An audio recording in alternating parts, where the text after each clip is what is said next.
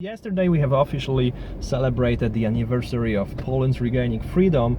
So let's look at this from the linguistic point of view. If somebody is celebrating the freedom, the regaining of freedom, that means that at a certain moment of time that freedom was absent. So before 1989 the freedom was absent. Why it was absent? To answer this question we need to travel back in time to the end of the Second World War, dating at 1945, and starting at this date the Soviet Union, that unfortunately gained the influence over our country, started to install thousands, tens of thousands Soviets on our land who are not even speaking Polish. And by the way, do you think they have left ever our country? I don't think so. And they were taking the leadership position in the newly created state. That means the army, counterintelligence, intelligence, and of course the Communist Party. The whole state was hand-driven from the Kremlin by this Communist Party.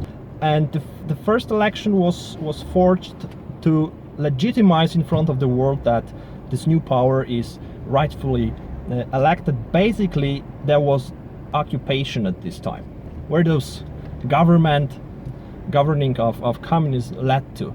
It led to economic crash, obviously. So we had empty shelves at the shops, we had the queues for the bread, and of course the persecution of the people who were fighting for freedom, fighting against rebellions, the strikes, blood on the street.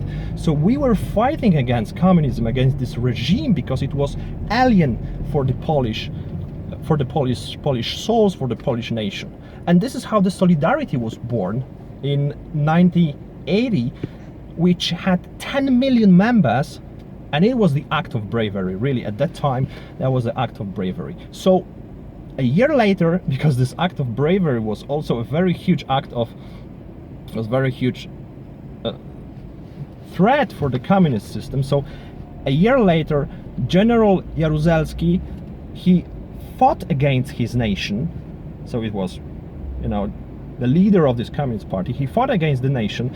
He introduced the martial law. He dissolved the Solidarity, and they basically broke the spirit of Poles. They destroyed the hope that we had.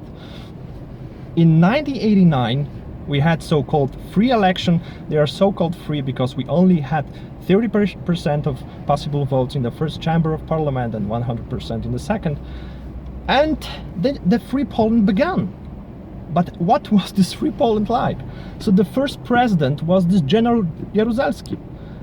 This is crazy. The communists overtook the banking system. They are selling the Polish treasure, the Polish good. They're creating mass media, and they have privileged position, and they never face justice. They never face any kind of responsibility. Some of them even are buried with honors, with the assistance of army, on the most prominent Polish military cemeteries. Right now, 30 years after those events.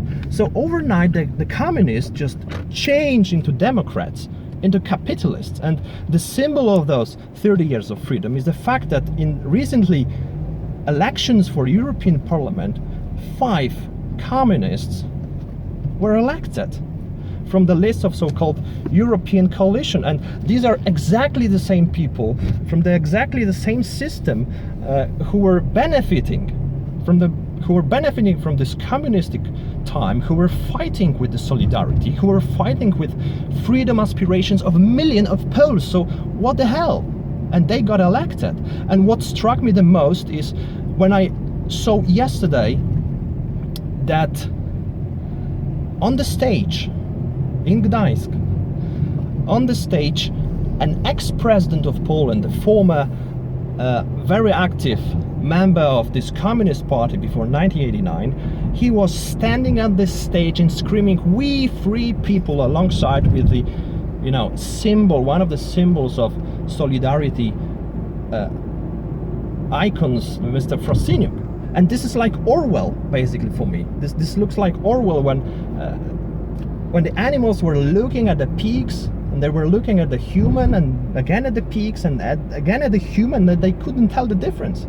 They couldn't tell the difference between one and another. So this is exactly same here in our country, that you can't tell the difference between those who were oppressing Poles and those who supposedly were fighting against this oppression. And this is where this huge division goes right now in Poland. So the final conclusion is here. Look at this and think about this. Reason about this yourself. If the people who were enslaving Poland before 1989, who are eagerly right now celebrating this day of regaining freedom, in the world of logic, this date for them should be the blackest day in their life, because they were overthrown, they lost power. But they are celebrating this time with us. Why? This is crazy. This is so crazy. So the 4th June 1989 was planned, was designed and was executed despite of small turbulences, and it was the triumph of the communists. It was a triumph of the communists, not the Poles. And it buried the hopes of millions of Poles. We gained what we were allowed to gain.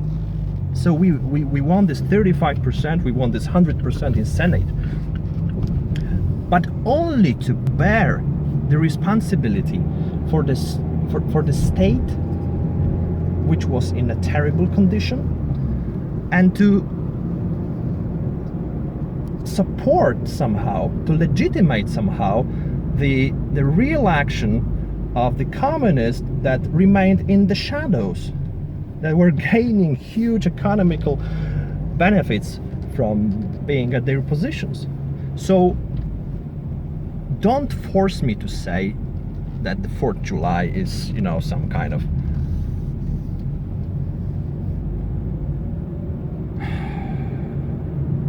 important date in terms of revolution or some change. No, it's a mockery. It was a mockery. It was a fake, and it doesn't. We don't know the true meaning of this, and we only should be interested in the true meaning. So please dig more, learn more, because the truth is the only interesting thing. Thanks.